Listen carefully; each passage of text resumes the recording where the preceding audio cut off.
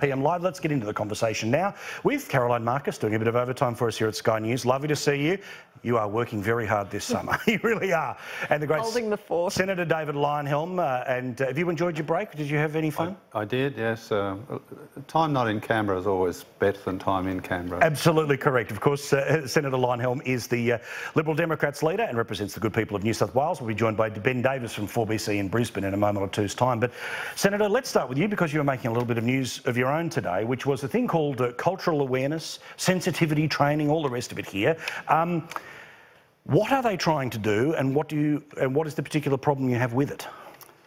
It's a training course for the staff of politicians that's been offered.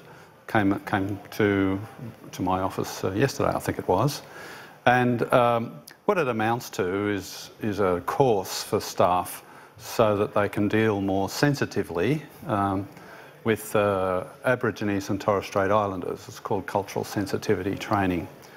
Now, it's not compulsory, in fairness, but it is funded by the taxpayers for those staff that take it up. I have heard of this before. There are some companies that do this. In fact, some companies, I'm told, make it compulsory for their staff, which I must say I'm glad I don't work for them. But where I draw the line is that this is being paid for by our taxes, yours and mine, everybody's taxes. And it is fundamentally racist. I mean, if you treat a group of people differently from another group of people on the basis of race, that is racism. It's plain and simple racism. It's not, you know, at the far end of the spectrum like apartheid was, but it is government. In this case, it is government-sanctioned discrimination or different treatment of Aboriginal and Torres Strait Islander culture from other cultures. And it's being funded by the government. Apartheid was also a government scheme. It was backed up by legislation. So I am dead against discrimination by the government. It's the worst of all evils. Equality before the law is absolutely crucial. So discrimination by the government really gets my back up. I don't like discrimination by others, but in some, we all discriminate one way or another. But what's weird to me about this, and look, I've got a few mates inside the public service. I won't out them, believe me. They've sent me some screen caps of the type of stuff that this is. Now, look, what it is it's basically, to be honest, it's kind of Year 9 history stuff where, you know, there's a couple of pages of information about key events in Aboriginal histories post-European settlement. And often it's about, you know, the consistent push towards land rights, the consistent push towards why the tent embassy exists, all the rest of it here. And then at the end of it, to make sure that you've learnt your lesson, like a good Year 9 kid, there's a multiple choice question, including really bad answer, kind of obviously not the right answer, and the bloody obvious answer that you can go through here. The whole point is that why do you need to know the complexities of somebody's cultural histories in order to deal with them more sensitively when, let's be honest, dealing with people decently is not something you should have to take a course in to do. Isn't this reasonable enough here, Caroline, where to me it's a little bit like the Safe Schools anti-bullying stuff. Don't be a dick is not a bad policy for being anti-bullying. Don't be a dick to the kid in a wheelchair. Don't be a dick to the Aboriginal kid, blah, blah, blah, blah, blah. It's just, where does it end? I mean, how many other cultures do we need training for? I mean, I'm Jewish. Do all public servants have to do special training in World War II and the Holocaust in order to not be effective to me? I guarantee you'll be the last on the list. I will be the last on the list. They'll try to do it. No, that's true.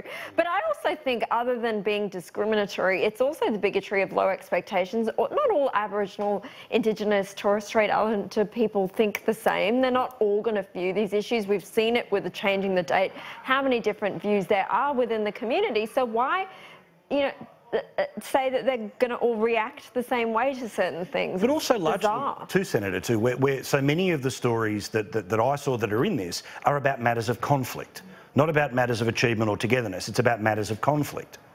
Yeah, well, that's right. And in many respects, it's a virtue signalling course, training course, if you like, to say, well, I did a cultural appreciation course, therefore I'm a good person, look at me. It's like your swimming badge. It's like, yeah, it's like getting a little badge or a little tick on your, you know. I can tie a knot and I'm culturally sensitive. Teacher stamp on your report card. Correct. So it's not really about treating people equally. It's a sort of a virtue signal. I mean, if there was a course and it was effective, which said treat people as individuals, not as members of a group. Correct. Deal with them decently and nicely. In fact, the golden rule in Christianity, I think, and probably even in Jewish religion too, is treat people as you would like to be treated yourself. Yeah. I don't think you need a course for that, but if you're going to have a course, that's the kind of course you need. But also, this is the thing too, and Ben Davis joins us now, the Drive host on Radio 4BC in Brisbane. How's Brizzy tonight, mate?